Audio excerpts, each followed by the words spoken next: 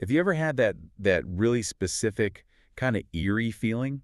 I'm going. You know, when you're reading two totally different books, I don't know, one's a dusty history text, the other's like a modern biography. Right. Completely unrelated. Exactly. Yeah. And then suddenly you realize they're describing the exact same person. Synchronicity. It's that moment when it feels like the universe is rhyming with itself. That's it. And, you know, usually we just brush it off. We say, oh, that's a fun coincidence, and we move on. But sometimes when you stack enough of those sources on top of each other, that rhyme starts to sound a lot like a coherent message. And that is exactly what we're dealing with today. I mean, this stack of sources we have has no business being on the same desk. It is quite the eclectic mix, I've got to be honest. Usually when we do these deep dives, we try to stay in one lane. But today, we have ancient Chinese metaphysics. We have Korean prophecy from the 16th century. That's a state secret, right? A state secret. Then we have predictions from an American psychic during the Cold War. And, I'm not kidding, the testimony of a Russian boy who claims he lived on Mars. It sounds like the setup to a really bad joke. A psychic, a Martian, and a Chinese sage walk into a bar. Right. But here's the hook, the thing that ties this whole crazy bundle together. According to the documents we've pulled, every single one of these sources is pointing to a specific coordinate on the map. They are predicting the rise of a new global spiritual leader, often called the Ziwei Saint. Or the purple star, a figure also known in these texts as the great person of the East. But here's the really controversial part, and this is the core of our deep dive today. Usually when people talk about these ancient Chinese prophecies, the assumption is always that the dragon rises from mainland China. Of course, it's a very mainland-centric tradition. But the sources we're digging into today are drawing a completely different map. They are claiming, with really surprising specificity, that this true lord is not in Beijing or Shanghai. No. He was born in Taiwan. It's a massive deviation from the standard interpretation. The sources we're looking at identify Taiwan specifically as the Purple Mist Fairy Isle. Purple Mist Fairy Isle. We'll get into that. And look, before we go any further, I think we need to set the ground rules here. Our mission today isn't to validate the supernatural. We aren't here to tell you, hey, drop everything, this is definitely happening. Right. We left our crystal balls at home today. Yeah. We're just looking at the text. Exactly. Our goal is to unpack what these texts actually say. We want to understand the logic of the interpretation. How do you get from a Tang Dynasty drawing of a man with a bow to a modern geopolitical claim about an island in the Pacific? We're just tracing the breadcrumbs. We're tracing the breadcrumbs. So let's start with that foundation, the Ziwei Saint. I think for a lot of listeners, Ziwei might just sound like, I don't know, a brand name? Yeah. What are we actually talking about here, metaphysically? So we have to look up to the sky. In traditional Chinese astronomy, the sky is divided into these enclosures, and Ziwei refers to the purple star. In the West, we know it as Polaris, the North Star. The one star that doesn't move. Precisely. It sits at the absolute center of the heavens, and all the other stars appear to revolve around it. So in that as above, so below philosophy of ancient China, the Ziwei star represents the emperor. The ultimate authority. The ultimate authority, the mandate of heaven. Historically, if you called someone a Ziwei figure, you were saying they are the central pivot of the world. They aren't just a politician. They are the axis the whole world turns on. Okay, so we're talking about main character energy on a cosmic scale. Huge.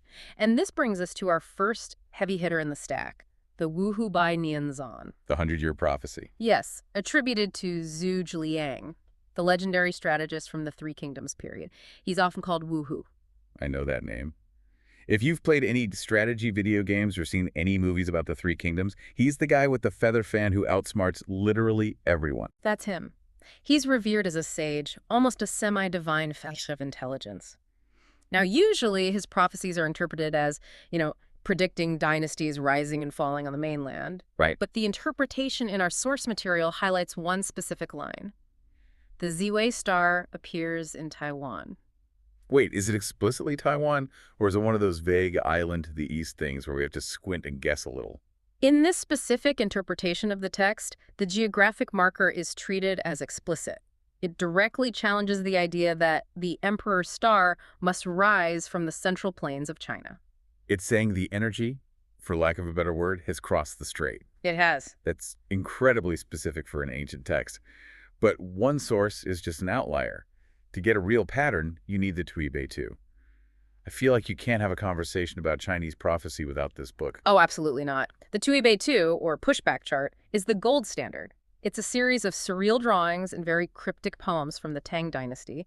And here's a fun fact. For centuries, it was actually banned. Banned. Why? Because it was considered too accurate. Emperors were terrified of it because it seemed to predict the fall of their own dynasties with uncomfortable precision. They didn't want people getting ideas. Exactly. So we're looking specifically at image 44. Okay, so paint the picture for us. What are we looking at in image 44? It shows a man standing. He's carrying a bow on his back.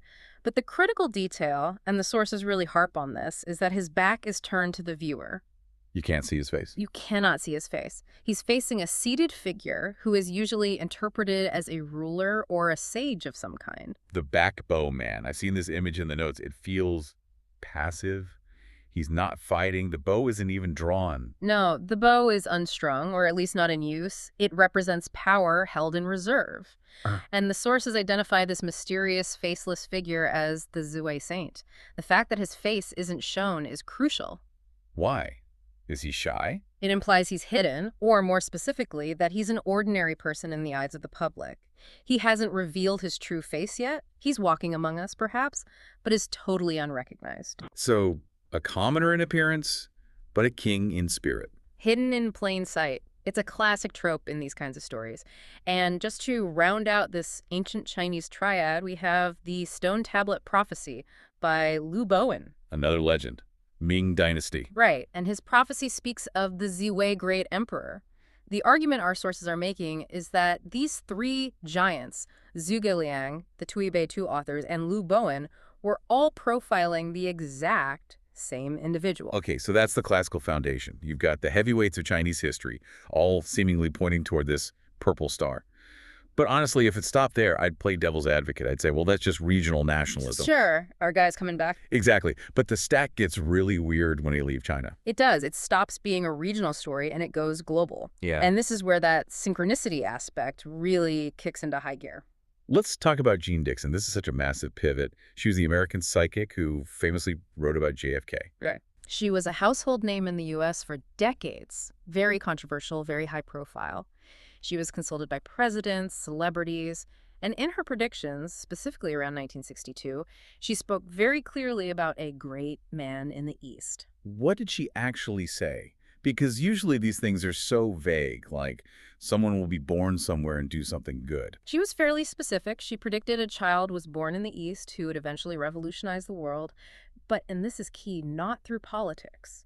Through a spiritual reformation. A unifier. A unifier, someone who she believed would transcend the usual left-right, east-west divide. And the sources we have are linking this Dixon prophecy directly to the Ziwei Saint. They are. The timeline matches. If you look at the dates Dixon was focused on and compare them to the astrological cycles associated with the Ziwei star in the Chinese tradition, the interpreters argue she was seeing the same signal. She was just viewing it through a Western Christian influenced lens. That's the argument. Yeah. She sees a great man, the Chinese texts see a purple star, and then we have Mars Boy. I have to admit, when I saw Mars Boy in the prep notes, I did a double take. I thought maybe we accidentally picked up a script for a sci-fi show. I know, it sounds like a tabloid headline. Boriska Kiprianovich. He's a young Russian man who, since he was a very small child, has claimed to have lived a past life on Mars. Okay, putting aside the skepticism for just a second, because that is a lot to unpack. Why is a Russian kid talking about Chinese geopolitics? That seems incredibly random. That's the oddity that caught the researchers' eyes.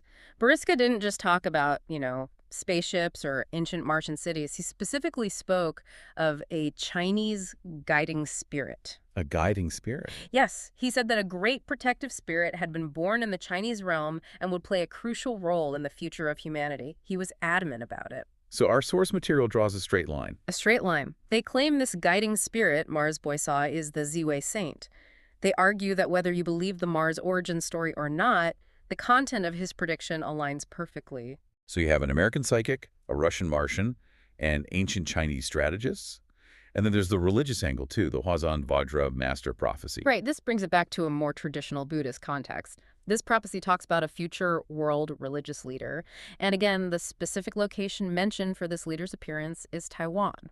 It's the convergence that gets me. It's like 4 different people standing on 4 different corners of the globe, or the solar system, I guess, in Boriska's case. Yeah, right. all pointing their fingers at the exact same spot on the map. It synthesizes into this single narrative that all these diverse observers using completely different technologies of foresight. Good word for it. Astrology, psychic intuition, past life recall, what have you. They're all ostensibly seeing the same figure.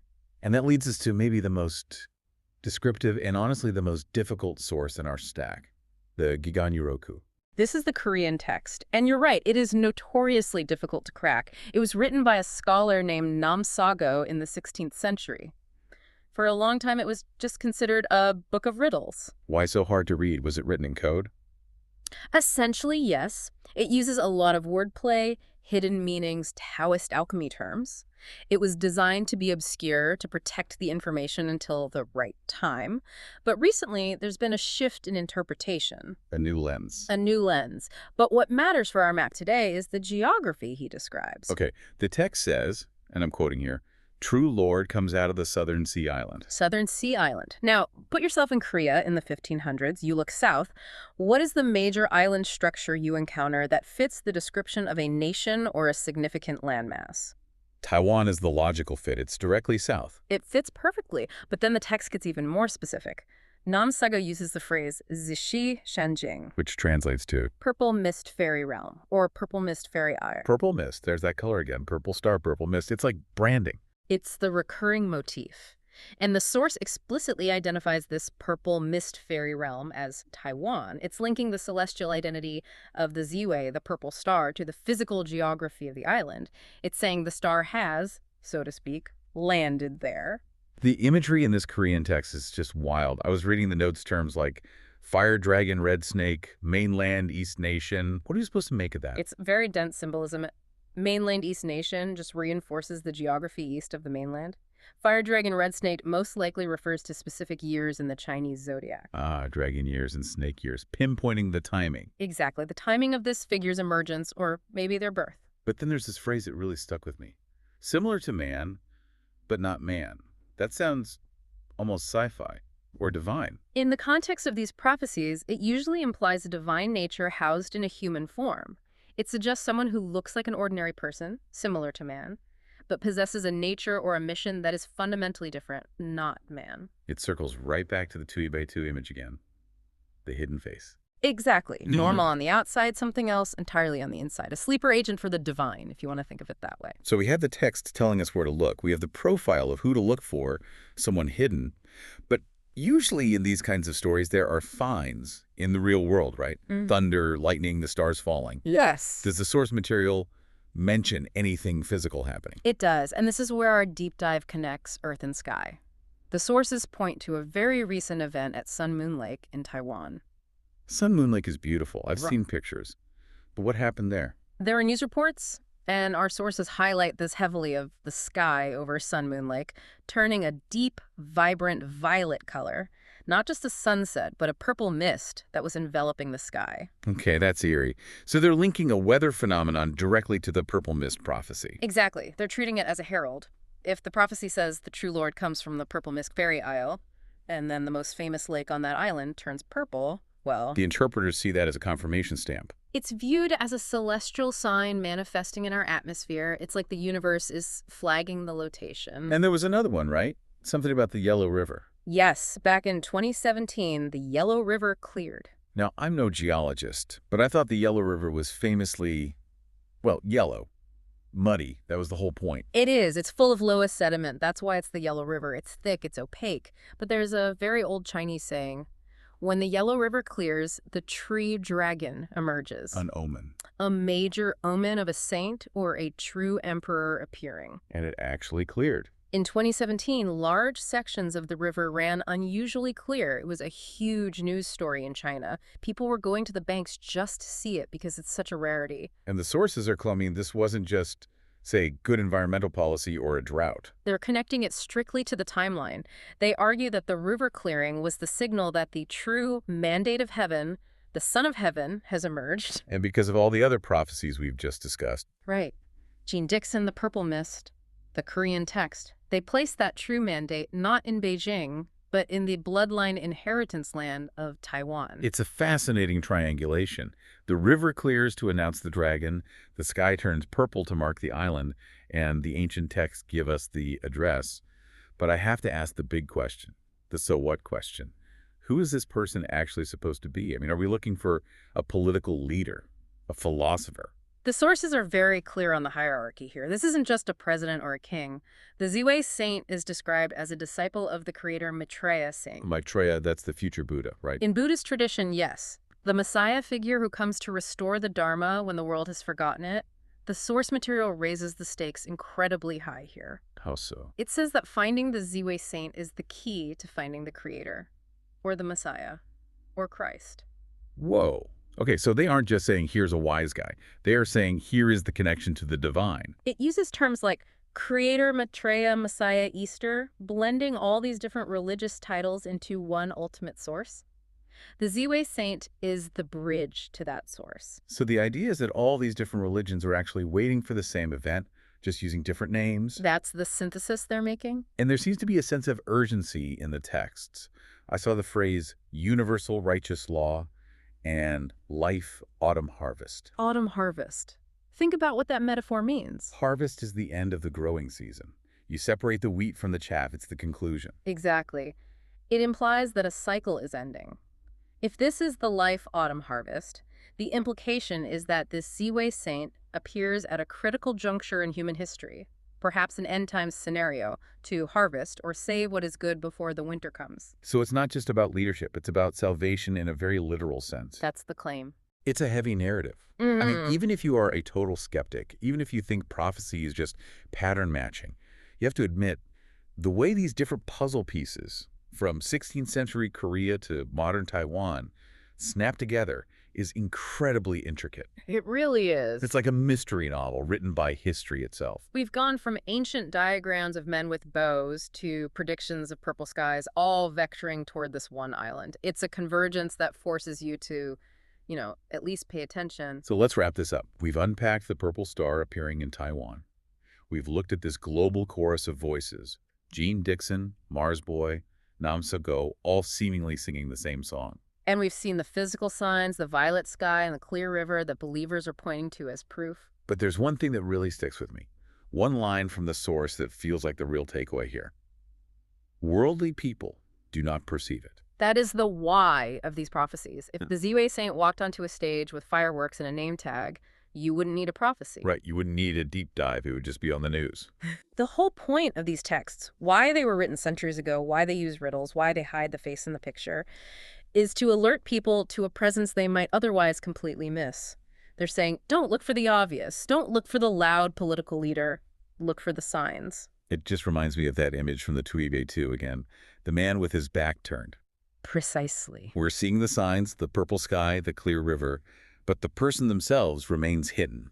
Yeah. And that's the thought I want to leave everyone with today. If all these arrows are pointing to Taiwan, and if the true Lord is already there, as the sources claim, are we looking for a politician on the news?